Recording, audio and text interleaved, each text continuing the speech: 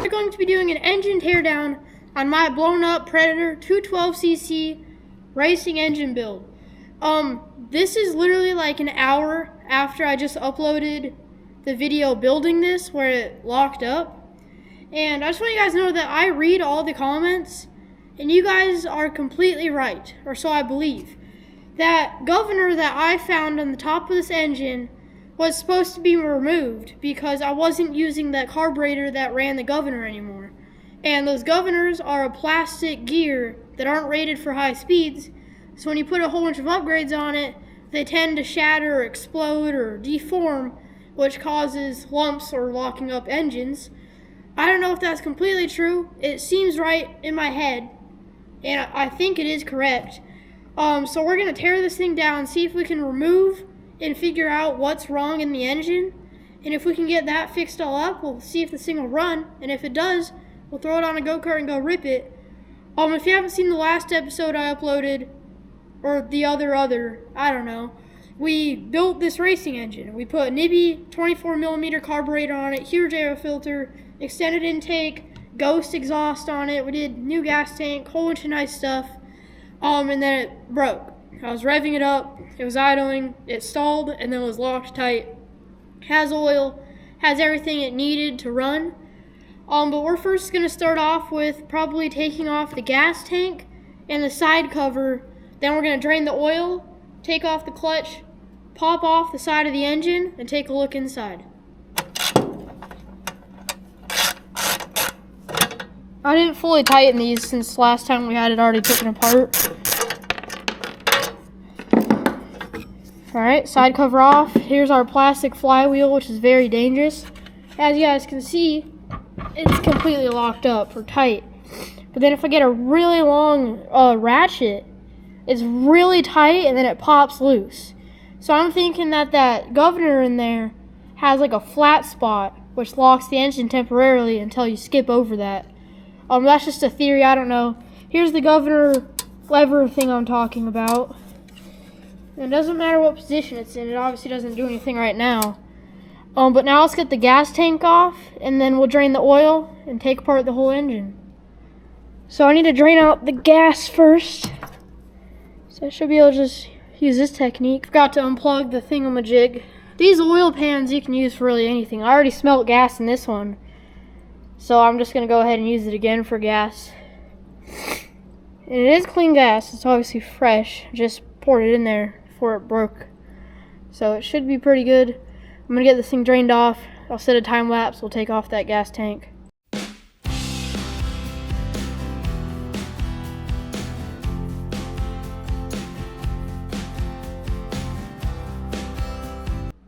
I just got the gas tank and side cover removed. Here's the governor I'm talking about. And this is what I believe in the inside is messing it up. So what this does is it pretty much limits the engine from over-revving and then blowing up. These engines are for like pressure washers, and if you notice on a pressure washer, they're always wide open, but they're never damaging the engine. That's because there's something limiting or setting the RPM on the motor to keep it at a stable RPM to not break the engine. So when a pressure washer is just at the same level of RPM, that means there's a governor or something in there holding it at that RPM. Because if you didn't have a RPM limiter or a rev limiter, it would over rev, and then in that case damage valves, rods, the piston, bearings, literally anything could blow or break. But we're going to try to get into this engine case right here, and down below this there should be a gear, and we need to try to take that gear out. And I don't have a rod to put in here to block this hole, so we're going to try to leave this on here, but just take off the gear. I don't know if it's going to work. Let's get the oil drained out of this thing, and then get that side cover pulled off. This oil has also not been changed in a very long time. Holy cow, it's liquid. That oil is literally liquid. You can see the gas mixing with it. That is not normal, I don't think.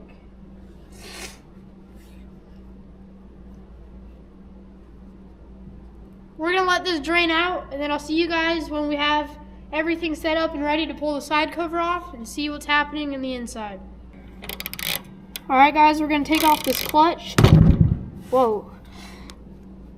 It helps that the engine's locked up, because normally this whole shaft would be spinning with it. But it's not, because it's locked up.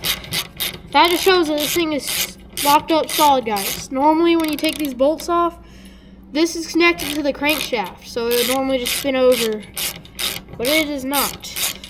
This is the cover we're going to be taking off. That's why I'm taking off this clutch, because obviously we can't if this is in the way. This is a very old clutch that I've had for a long time. Probably get a new one, but it'll be alright for now. We even have the right bolts. I'm gonna go grab an impact because these things are torqued down. Quite a bit of oil is gonna spill out because there's still some left. You can't always get all of it. And then I'm gonna lay out these bolts in the exact pattern that they're in right now.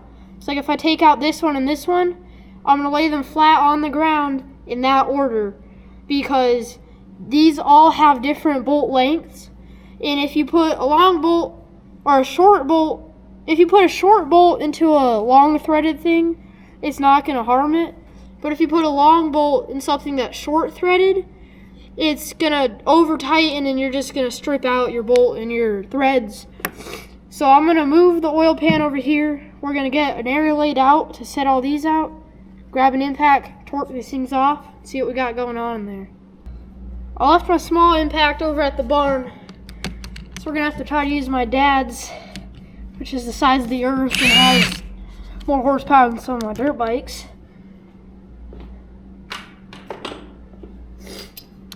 But we should be able to make it work.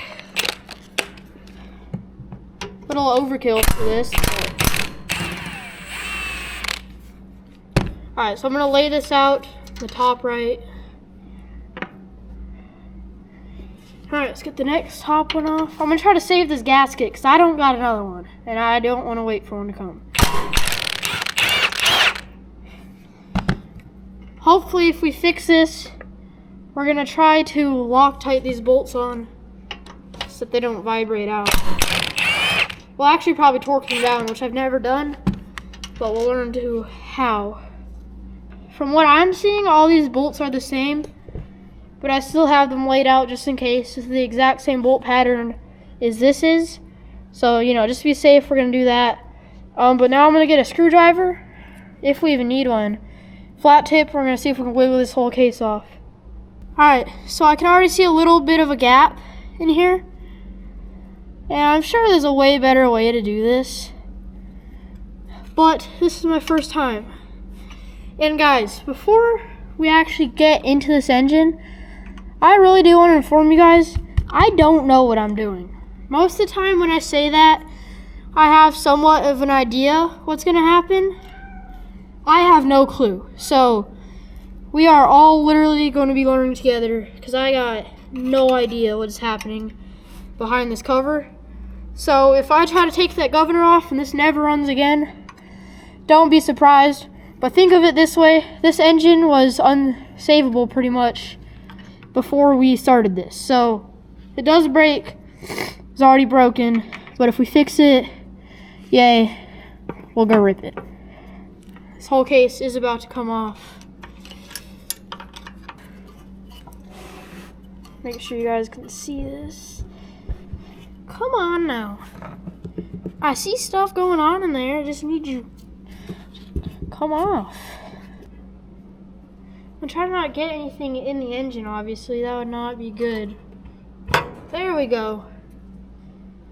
Gasket definitely was not saved. I nailed that. But now, we can take a look at this engine here. And so far, I'm actually not seeing anything wrong. As if right now. I mean, that plastic gear back there looks fine.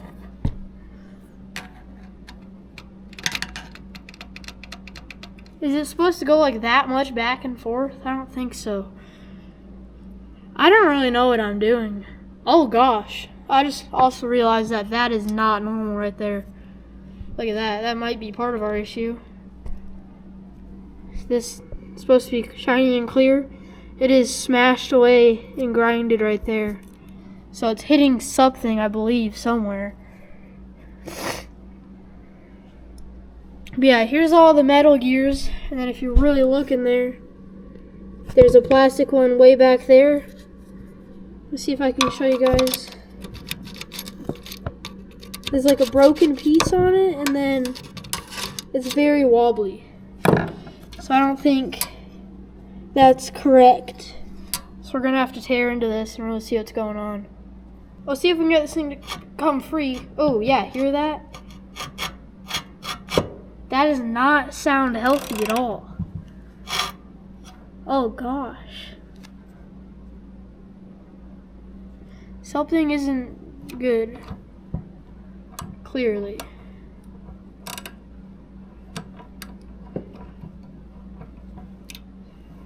See, now it's really smooth. So I don't really know what's...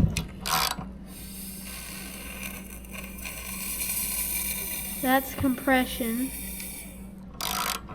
And then look at that. It just clicks. I don't know if you guys heard that. Listen to this though. Really listening here. It sounds like it's up in the head. I don't think it's down here. One more time. That's happening up here. This is not from the inside.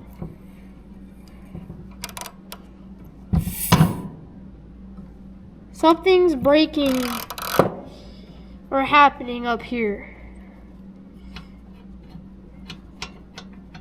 And I'm pretty sure, like I was saying, it's right when the piston reaches the top. Oh gosh, it's got to be something up in the head. It's not down here.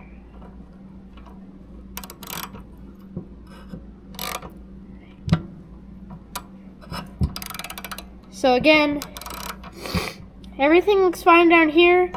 You can hear something really hitting up here.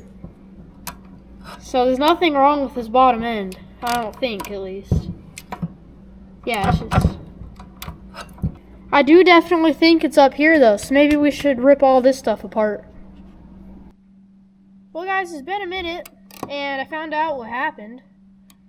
Very, very dumb mistake. I don't think this is my fault, because I can't really control this. I don't know where it came from. If we look over here, we have a washer sitting right here. That's like a flywheel weight thing, and it's magnetic. So that washer sticks to that and hits right there and gets stuck.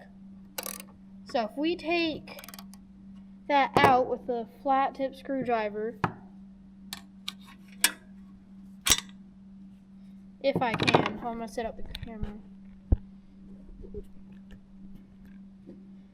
So if we can get that out with the flat tip screwdriver, I think that might literally have been our issue.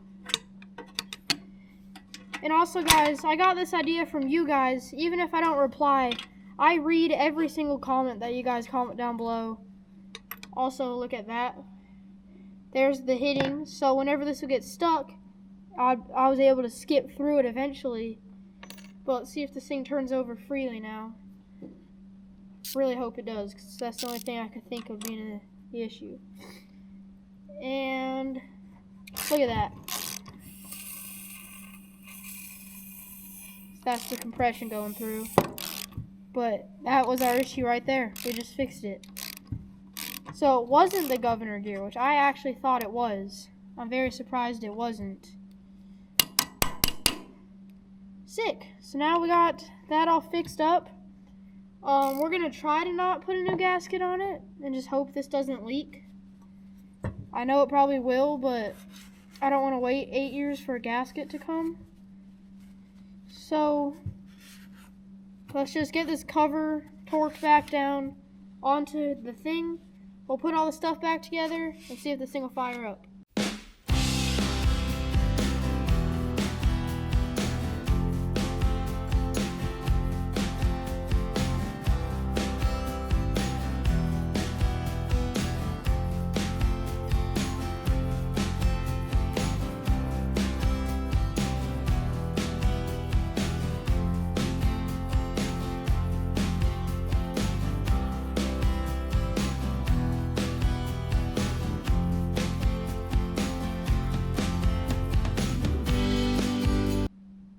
Well guys, I got the engine all finished up. I got the fuel tank on, side cover, starter thing on, and then spark plug and spark plug boot, and then along with the engine case over here.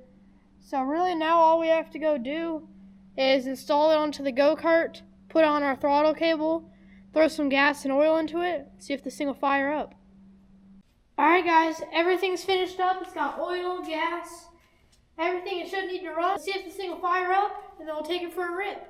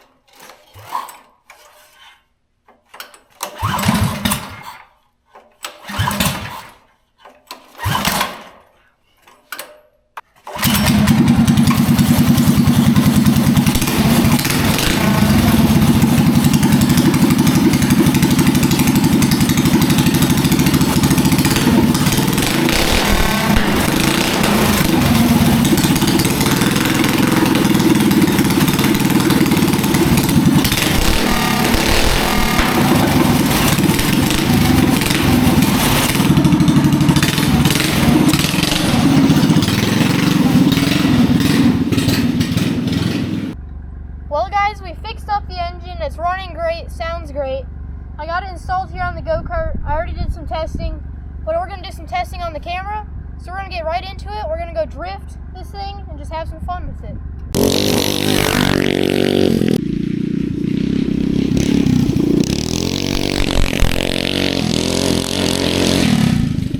Well guys, this thing absolutely rips. I actually think this has more horsepower than the Predator 212 Ghost racing engine that Harbor Freight sell. It has a Nibby carburetor on it, a short exhaust for performance. It's got a few other little stuff thrown on here to make it rip.